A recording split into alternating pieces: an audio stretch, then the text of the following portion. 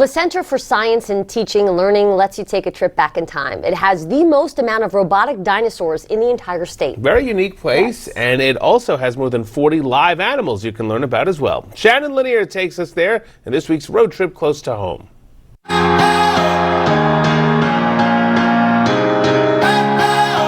We all love Jurassic Park movies, right? Yeah, so we came to the place with the largest permanent collection of robotic dinosaurs in New York.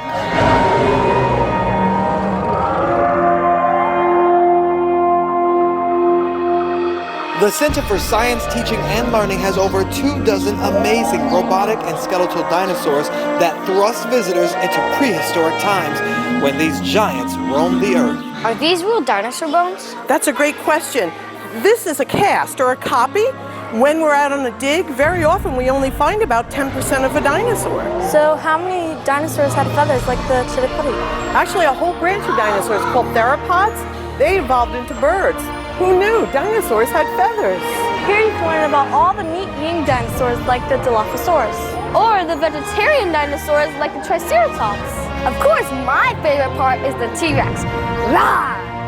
Is it true this is the actual dinosaur from one of the Jurassic Park movies? Yes, from the first movie, an organization we were involved with called the Dinosaur Society served as technical advisors. The best part of this nonprofit organization is encouraging science, learning, and literacy in a fun way. You know what's really cool? They have more than 40 live animals that you can learn about. Some you can't even touch. I love the bunnies. He's so soft.